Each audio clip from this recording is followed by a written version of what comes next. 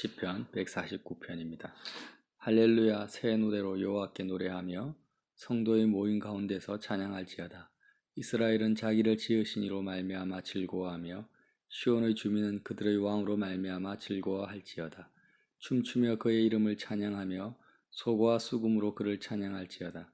여호와께서는 자기 백성을 기뻐하시며 겸손한 자를 구원으로 아름답게 하심이로다. 성도들은 영광 중에 즐거워하며 그들의 침상에서 기쁨으로 노래할지어다. 그들의 입에는 하나님에 대한 찬양이 있고 그들의 손에는 두 날 가진 칼이 있도다. 이것으로 문나라에 보수하며 민족들을 벌하며 그들의 왕들은 사슬로 그들의 비위는 철고랑으로 결박하고 기록한 판결대로 그들에게 시행할지로다. 이런 영광은 그의 모든 성도에게 있도다. 할렐루야. 아멘. 149편은요. 148편과 연결되어지는 내용으로 생각하셔도 무방하겠습니다. 이스라엘은 자기를 지으신 이로 말미암아 즐거워하라. 148편 내용이 창조주 하나님으로 말미암아 즐거워하고 찬양하라는 내용이죠.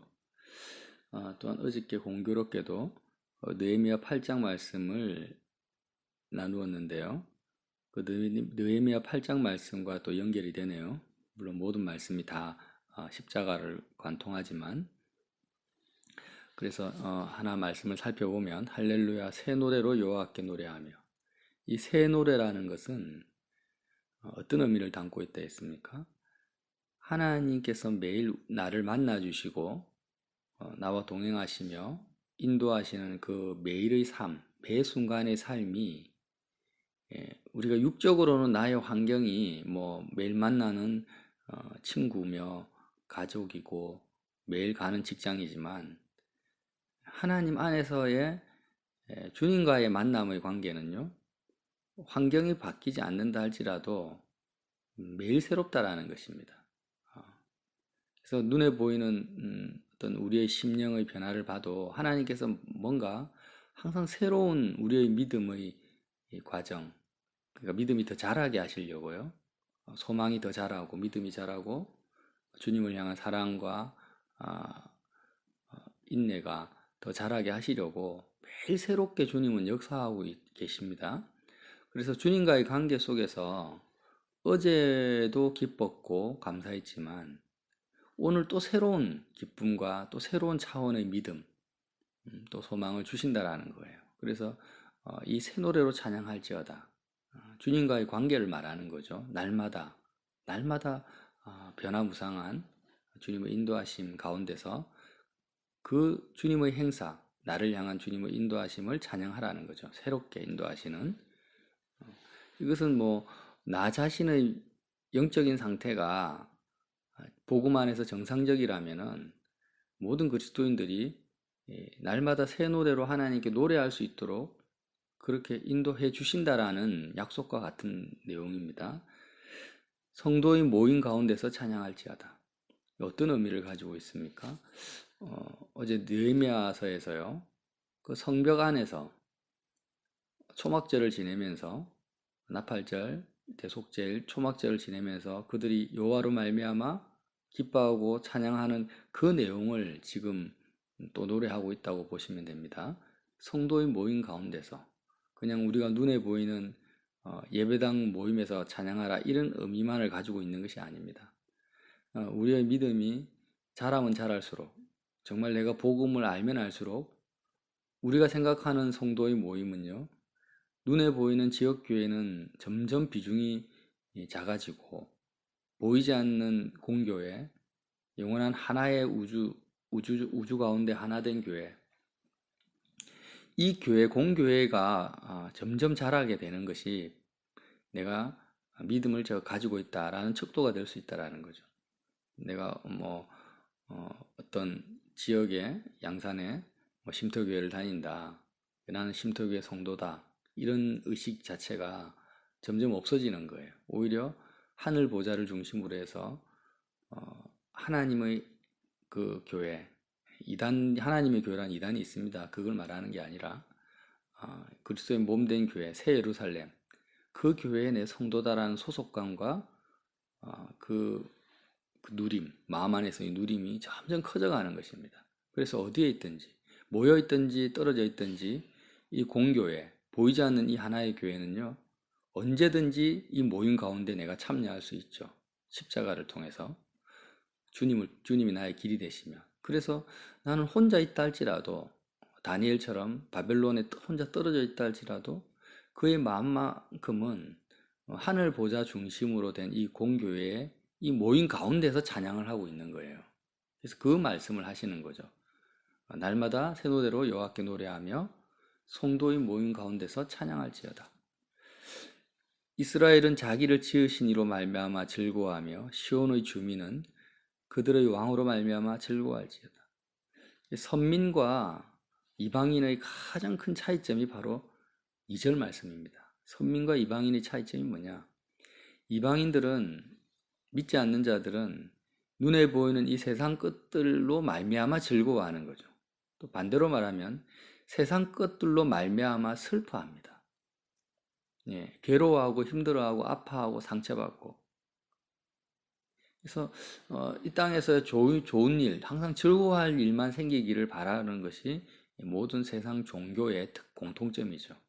그러나 기독교, 종교가 아니라 정말 온전한 진리를 향한 믿음은 무엇인가? 자기를 지으신 이로 말미암아 즐거워하는 거죠. 창조주 하나님 그 자체로 말미암아 즐거워하는 겁니다. 이 즐거워하는 것은 내 의지로 되지 않습니다. 하나님을 즐거워한다라는 것은 내 의지로 되거나 내 노력으로 되는 것이 아닙니다. 내가 한번 하나님을 즐거워해 봐야 되겠다, 기뻐해 봐야 되겠다 하고 결심한 데서 되는 것이 아니죠. 어떻게 즐거워할 수 있습니까? 느헤미야가 여호와를 즐거워하는 것이 너의 힘이다 라고 말씀한 것처럼 초막절 가운데 있어야 가능하다라는 거죠. 우리의 마음이 초막절 가운데 있어야 됩니다. 정말 내 마음속에 성벽이 있어야 된다라는 거죠. 어제 주일 말씀과 연결시켜서 이해를 꼭 해주시기 바랍니다. 내 마음에 성벽이 없으면 세상과 차단된, 성벽이 뭐라고 했습니까? 예수님이 나를 위해서 이루어 놓으신 예수님의 사역, 예수님의 그 공로가 내 마음속에 믿어지지 않으면 하나님으로 말미암아 즐거워할 수가 없다라는 것입니다. 예수님의 공로가 무엇입니까? 세상에 대해서, 죄에 대해서 나를 대신해서 죽으신 거예요. 그래서 주님의 공로를 내가 받아들이고 믿는 것이 성벽인데, 내가 주님과 함께 세상에 대해서 온전히 죽었다. 세상과 나는 상관이 없다. 나는 이제는 하늘에 속한 하나님의 자녀다. 나의 정체성이죠. 그리고 나는 죄와 상관이 없다. 이제는 죄와 저주와 완전히 단절되었고 나의 삶은 하나님의 손안에 있고 내가 사는 것이 아니라 그리스도께서 나를 통해 사신다. 나는 오직 하나님만을 즐거워하며 기뻐하면 된다. 이 땅은 하나의 초막이고 장막이며 잠시 있다가 갈 나그네 길이다. 그래서 나의 모든 먹고 사는 것 하나님이 책임져 주신다.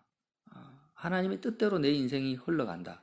이런 모든 것들이, 이런 믿음의 근거가 다 예수님의 십자가를 통해서 나에게 주어진 성벽이라는 것입니다. 이런 주님이 나의 성벽이 되시죠. 세상과 내가 차단된다라는 것은 세상에 대해서 뭐 스님처럼 수도사처럼 산다 이런 의미가 아니라 내 마음이, 내가 세상의 어디에 있든지 내 마음만큼은 나에 대한 그리스도의 공로로 인한 정체성이 확실하다라는 거예요. 그래서 이런 성벽이 완성되어질 때, 구축되어질 때 안식일이 지켜지지 않습니까? 성회가 모이게 됩니다. 하나님이 주시는 평강을 누리게 되고 거기서 나팔절도, 속죄일도, 초막절도 이루어지면서 자신의 허물과 죄도 보이면서 울기도 하고, 또 하나님이 주신 그 크신 은혜 때문에, 사랑과 하나님의 그 놀라운 은혜 때문에 너무나 기뻐하는 거죠. 하나님의 구원을 기뻐합니다. 주변 환경은 폐허지만 그 가운데서도 어느 정도로 기뻐하라고 합니까? 3절에 춤추며 그의 이름을 찬양하며. 소고와 수금으로 그를 찬양할지어다. 왜요? 여호와께서는 자기 백성을 기뻐하시며 그렇게 하나님을 자기를 지으신 이로 말미암아 마음의 성벽이 구축되어서 그리스도의 그 사역에 참여하여서 하나님을 기뻐하는 그 백성을 하나님은 또 어떻게 하신다고요? 자기 백성을, 그런 백성을 기뻐하신다라는 거예요. 겸손한 자를 구원으로 아름답게 하심이로다. 그 느헤미야 시대의 모든 백성이 성경을 펴니까 이스라엘가 어떻게 합니까?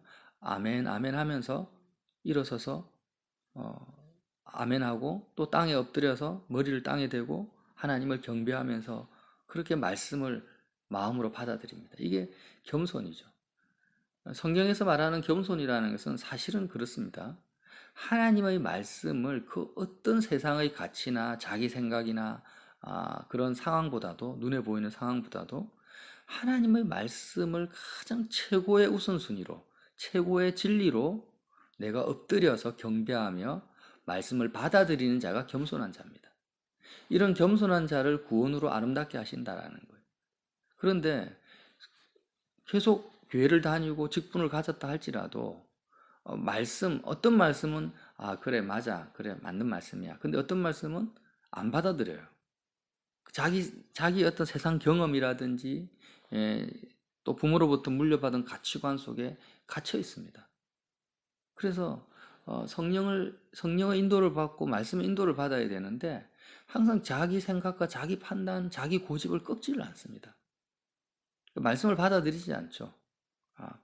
그러니까 이 두 마음을 가진 자는 그게 교만한 자이며 그런 자는 구원을 받을 수가 없다라는 거예요. 그 겸손해지기 전까지는. 그래서 이렇게 겸손이 얼마나 성경에서 중요한지 말로 표현할 수가 없는 거죠. 근데 그 겸손의 정체가 뭐라고요? 진리 대신 오직 하나님의 말씀 앞에 경배하는 것입니다. 이 중심이 없으면 그는 성도라고 말할 수도 없고 그는 구원받을 수 있는 자가 아닙니다. 그래서 내가 인격적으로 좀 뭐가 나고 다혈질적이고 좀 내가 좀 무식하고 좀 그렇다 할지라도 그 성도의 마음속에서는요, 그의 중심에는 뭐는 없으면 안 됩니까? 말씀에 대한, 진리에 대한 겸손만큼은 잃어버려서는 안 됩니다. 내가 말씀을 좀 모른다 할지라도 언제든지 주님이 성경 말씀을, 진리를 나에게 깨닫게 해주시고 가르쳐 주시면 내가 그 모든 것보다도 이 진리의 말씀만큼은 내가 붙들고 살겠습니다. 라는 그 겸손이 있어야 된다는 거죠. 그래서 겸손한 자를 구원으로 아름답게 주님이 해주십니다. 성도들은 영광 중에 즐거워하며 그들의 침상에서 기쁨으로 노래할지어다. 영광 중에 즐거워한다. 두 가지 의미가 있는데요. 성도의 마음속에서 영광이라는 것은 하나님이 1등 된다라는 거죠. 마음에서 하나님이 1등 되는, 이 세상 어떤 것보다도 내 마음의 최고의 좋은 자리, 최고의 가치 있는 자리에 하나님의 이름이 존재하는 상태. 그렇게 하나님이 나의 최고의 영광의 대상이 되려면 또 무엇이 필요합니까? 똑같은 말씀이죠. 십자가를 통과해야만 가능하죠. 내 마음의 세상 영광이 다 사라지고 소멸되어지는 주님의 그 공로가 내 속에 들어오지 않으면 하나님이 나의 마음에서 영광을 받으실 수가 없습니다. 1등 자리를 차지하지 못하는 거죠. 그렇게 마음에서 하나님이 나의 마음에서 영광을 받으실 때 하나님의 마음에서 내가 또 영광을 받는 거예요. 무슨 말입니까? 하나님의 마음에서 내가 1등인 거예요. 이게 성도들은 영광 중에 즐거워하라는 거죠. 두 사람이 이렇게 인간관계도 그렇잖아요. 만났는데 그 사람이 내가 생각하기에 내가 제일 좋아하는 사람, 내 마음에서 1등 되는 사람을 만났어요. 저 사람이 최고야. 만났는데 그 사람이 나를 어떻게 생각합니까? 너가 최고야. 이렇게 말하는 거예요. 그러니까 서로가 영광 중에 만나는 거예요. 성도들이 영광 중에 즐거워한다. 근데 성도들은 어떤 사람요? 하나님과 나와의 관계에서 서로가 최고인 거예요. 그거를 확인하고 느끼는 겁니다. 마음으로 실제로 체감하는 거예요. 이것은 즐거워할 수밖에 없죠. 그들의 침상에서 기쁨으로 노래할지어다. 침상이라는 의미는 다양한 뜻을 함축하고 있는데 그 중에 하나가 뭐냐면 그 사람의 심령의 가장 깊은 곳을 말합니다. 침상에서 하는 생각이나 마음은요, 거짓이 없어요. 사람들과 만나는 자리, 거실이라든지 식탁에서는요, 내가 위선을 떨 수도 있고 아닌 체 할 수도 있지만 아무도 없는 침상에서는요, 내 마음에 있는 그대로가 다 나타납니다. 그 생각은 진짜 내 마음의 가장 깊은 영역이라는 거예요. 그래서 그들의 침상에서 입으로만, 형식적으로만 하나님을 기뻐하는 게 아니라 정말 너의 가장 마음의 깊은 침상의 영역에서 기쁨으로 노래하라고 하는 거예요. 사실 영광 중에 즐거워하는 거나 침상에서 기쁨으로 노래하는 거나 같은 의미를 가지고 있습니다. 6절에 그들의 입에는 하나님에 대한 찬양이 있고 그들의 손에는 두 날 가진 칼이 있도다. 성도들의 입에는요, 이런 하나님에 대한 기쁨에 대한 찬양이 있고, 지금 이상적인 상태죠. 항상 찬양이 있습니다. 하나님으로 말미암아, 하나님의 영광으로 말미암아 새 노래로 성도들 모임 가운데서 그런 하나님에 대한 찬양이 내 입에 있는 상태. 그리고 그들의 손에는 두 날 가진 칼이 있습니다. 이게 뭡니까? 말씀이죠, 말씀. 양날선 말씀인데, 이 하나님에 대한 찬양은요, 그냥 생기는 것이 아니라 이 십자가 복음으로 말미암아 찬양이 입에 생기는 거죠. 마음으로 믿고 입으로 고백하니까. 정말 내가 진리의 말씀, 두 날 가진 칼을 가지고 있다면 성벽이 있을 것이고 마귀의 모든 하나님을 즐거워하지 못하게 하고 하나님의 영광을 누리지 못하게 하는 모든 악한 원수 마귀의 계계와 불화살을요, 다 막아버릴 수 있습니다. 그것을 다 회파시킬 수 있는 말씀의 칼을 가지고 있다는 거예요. 두 날 가진 칼이 결국에는 다양한 각도로 조명되어지는데 느헤미야서에서는 성벽으로 조명되어졌다라는 겁니다. 두 날 가진 칼이. 그렇게 있을 때 내 입에서는 하나님에 대한 찬양과 말씀이 항상 동시에 가져져요. 동시에 존재합니다. 두 날 가진 칼이 없는 상태에서는 하나님에 대한 찬양이 있을 수가 없고 그의 입에서 진정으로 침상에서도 여호와를 기뻐하며 즐거워하는 찬양이 있다면 그는 반드시 두 날 가진 칼을 가진 자라는 것입니다. 이런 하나님을 기뻐하고 찬양하는 이 삶, 말씀을 가진 이 삶을 사는 것이 뭐냐? 7절에 이것으로 문나라에 보수하며 민족들을 벌하며 그들의 왕들은 사슬로 그들의 귀인은 철고랑으로 결박하고 기록한 판결대로 그들에게 시행할지로다. 놀라운 말씀이죠.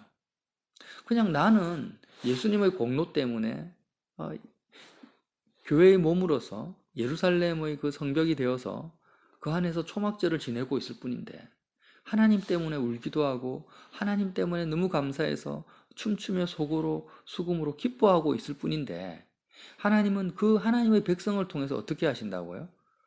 문나라를 보수하며 여러 열방들을요, 무너진 나라를 보수합니다. 그리고 민족들을 벌합니다. 축복하기도 하고 민족들을 벌한다라는 거예요. 왕들을 사슬과 귀인들을 철고랑으로 결박합니다. 우리 계시록에 나타난 그런 왕들이 있잖아요. 권세자들. 이런 사람들을 누구를 통해서요? 이렇게 찬양하며 기뻐하며 말씀을 가진 성도들을 통해서 그렇게 한다라는 거예요. 그들의 입에서 그들의 손에서 찬양과 칼이 있는데 이 믿어지지가 않죠. 이런 것이. 그 믿어지지 않지만 사실입니다. 어떻게 알 수 있습니까? 소돔과 고모라가 하나님의 심판 가운데 있을 때 의인 5명만 있으면 그 도시가 멸망을 피할 수 있지 않습니까? 의인 5이 없어서 어떻게 됩니까? 멸망하게 돼요. 불과 유황으로. 그러니까 결국 그를 꼭 어떤 대통령이나 국회의원이나 장관으로 세워가지고 민족들을 보수하고 벌하고 하는 것이 아닙니다. 그런 의미를 가지고 있는 게 아니라 하나님께서 말씀하시는 그 정말 하나님을 기뻐하고 찬양하는 말씀을 복음을 가진 그 사람이 무명한 자이며 때로는 과부와 같고 고아와 같은 자라 할지라도 그가 있는 그 나라, 그 국가, 그 민족을 그를 통해서 하나님이 축복하시고 역사하시고 벌하기도 하시고 인도하신다라는 거예요. 이거는 하나님의 섭리 가운데 있기 때문에 어떻게 하나님이 일하실지는 우리가 이렇게 한다 저렇게 한다라고 정할 수는 없는 것입니다. 성경의 인물을 봐도 어떤 사람은 선지자로, 어떤 사람은 왕으로, 어떤 사람은 평민으로, 마리아 같은 사람도 그렇죠. 그 시대에 그냥 비천한 여자일 뿐이죠. 그런데 그 마리아를 통해서 그가 하나님을 기뻐하며 찬양하며 말씀을 가진 딸이었습니다. 그의 태중을 통해서 예수님이 탄생하지 않습니까? 그러면 그를 통해서 민족들을 멸하고 보수한다. 이렇게 우리가 얼마든지 생각할 수 있죠. 베드로도 같은 경우는 또 어떻게 씁니까? 그냥 어부일 뿐인데, 시골에 범부인데 그가 예수님을 받아들이고 제자가 되었을 때 역시 그를 통하여서 교회의 기초가 되게 하시지 않습니까? 그런 것처럼 하나님이 어떻게 하실지는 모르지만 한 가지는 확실하다라는 거죠. 내가 아무리 외모가 있든 없든 내가 직업이 무엇이든 상관없습니다. 정말 유명하든 무명하든 상관없습니다. 내가 이 말씀 안에서 내 입에서 하나님을 항상 기뻐하는 찬양이 있을 수만 있다면 그리스도의 공로를 통하여서 그러면 분명히 나를 통해서 하나님은 어떻게 하신다고요? 문나라를 보수하며 민족들을 멸하며 왕들을 사슬로 귀인을 철고장으로 결박하고 기록된 판결대로 그들에게 하나님이 나를 통해서 시행한다라는 것입니다. 그래서 이런 영광은 그의 모든 성도에게 있도다. 할렐루야. 이런 영광, 이 땅에 민족과 나라를 보수하고 세우기도 하고 폐하기도 하는 성도를 통해서요. 그렇게 하는 그런 영광은 어디에 있다고요? 하나님의 모든 성도에게 있다. 모든 성도에게 주어져 있다. 그 영광이. 근데 왜 그런 영광을 누리지 못하는가? 찬양이 없기 때문에. 내 입에서 매 순간 찬양하지 않기 때문이라는 거예요. 두 손에 양난스러운 검을 내가 내려놓기 때문에 그렇다라는 겁니다. 그래서 이 149편은 가장 이상적인 성도의 신앙생활을 지금 말하고 있습니다. 복음 안에서 누리는 삶을 노래하고 있는 것이 149편입니다. 그래서 7일 동안 초막일을 지내면서 하나님을 기뻐하잖아요. 그래서 그 기쁨이 그냥 기뻐하는 것이 아니라는 걸 알 수 있죠. 149편을 통해 춤추며 소고와 수금으로 기뻐하며 침상에서 기뻐하는 것입니다. 이런 기쁨이 지금 당장 내가 누리지 못하고 있고 경험하지 못한다 할지라도 우리는 신앙의 푯대를 바로잡아야 됩니다. 방향성을. 아, 그렇구나. 그의 모든 성도에게 이런 영광이 있구나. 나도 하나님의 성도니까 이런 영광을 내가 누릴 수 있구나. 이렇게 소망을 가져라는 거예요. 그러면서 내가 뭔가를 잘해보려고 애쓰고 달려가는 것이 아니라 세상 사람들처럼 내가 정말로 예수님의 그 공로, 십자가 공로에 온전히 참여하여서 매 순간 십자가를 바라보면서 내 마음속에 그 회개의 눈물과 또 하나님을 향한 기쁨이 동시에 공존하면서 초막절을 지내야 되겠다. 내가 있는 곳이 초막인 것을 알아야 되겠다. 내가 하나님을 즐거워해야 되겠다. 이렇게 푯대를 두라는 것입니다. 이렇게 두고 나아갈 때 하나님께서 이렇게 겸손한 진리를 받아들이고 겸손한 자에게 구원으로 아름답게 하심이로다 약속하시 주셨으니까 하나님의 구원으로 나를 아름답게 해주시겠구나. 결국에는 나를 이런 영광 가운데로 인도하시겠구나. 이렇게 믿으라는 거죠. 이런 믿음 가운데서 정말 소망 가운데서 오늘 또 넘어질 수도 있죠. 두려워 떨 수도 있습니다. 낙심할 수도 있습니다.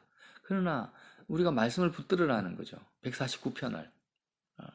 하나님이 나에게 약속하신 삶은 주눅들거나 낭망하거나 침륜에 빠지는 것이 아닙니다.